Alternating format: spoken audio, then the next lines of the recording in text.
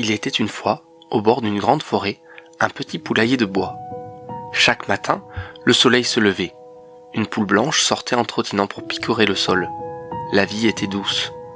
La poule grattait la terre, trouvait des graines et jetait parfois un œil attendri sur ses 3 petits poussins. Elle veillait sur eux avec soin, les ailes légèrement ouvertes, prêt à les couvrir au moindre danger. Autour du poulailler, la forêt vivait. Les feuilles chuchotaient, les branches croquaient doucement et les oiseaux allaient et venaient. Les mésanges, les geais et surtout les corbeaux venaient souvent à la ferme se poser près du poulailler. « Tu sais ce qui s'est passé dans les bois ?» croissait-il. « Il paraît que le blaireau a changé de terrier et qu'un tout petit poussin a fait peur au renard cette nuit. » La poule écoutait amusée. La forêt avait toujours quelque chose à raconter. La vie était belle. Et puis un jour, par un matin comme les autres, la forêt se tut. Plus de chants, plus de bruissements, plus de potins. Au début, la poule n'y fit pas attention. Dans son petit monde à elle, les poussins grandissaient. Le soleil se levait chaque matin et les graines poussaient. Mais un après-midi, alors qu'elle picorait en silence, la poule s'arrêta. Quelque chose clochait. Même le vent semblait retenir son souffle. La poule leva la tête, observa la lisière de la forêt et frissonna. Mais elle secoua ses plumes. « Bah, fit-elle, il en faut plus que ça pour m'inquiéter. » Un soir, alors que la lune montait dans le ciel, un bruit se fit entendre près du poulailler. Un pas feutré, une ombre rousse, un renard. Il tenta de se glisser à l'intérieur du poulailler, doucement, très doucement. Mais la poule ne paniqua pas. Elle était courageuse. Elle se mit à caqueter de toutes ses forces, à battre des ailes, à appeler « À l'aide! À l'aide !» Les autres poules surgirent, les corbeaux croissèrent. Même le coq se joignit aux poules pour repousser les assauts du renard. Surpris, le renard détala sans demander son reste. La poule regarda le renard partir. Elle était fière.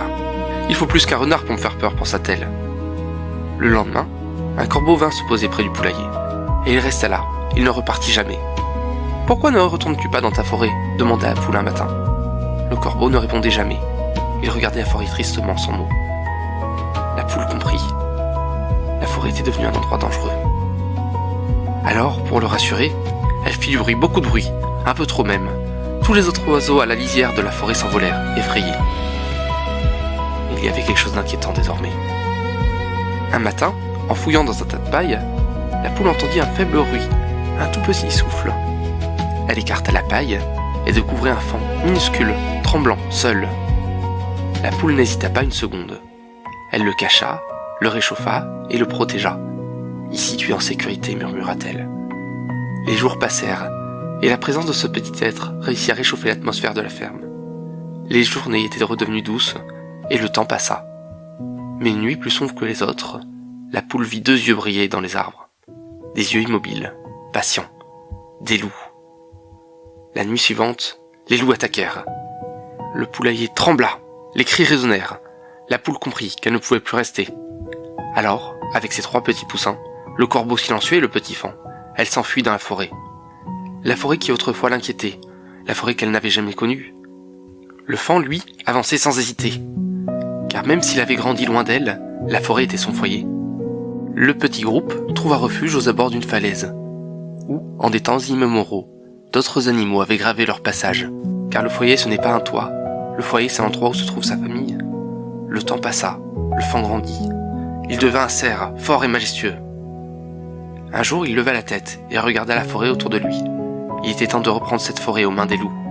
Avec courage, il fit face aux loups. Il tapa du sabot. Il fit entendre sa voix. Il fit exactement ce que sa maman poule lui avait montré. Et les loups partirent petit à petit. Peu à peu, la forêt changea. Les oiseaux revinrent, les arbres bruissèrent à nouveau, et la vie reprit.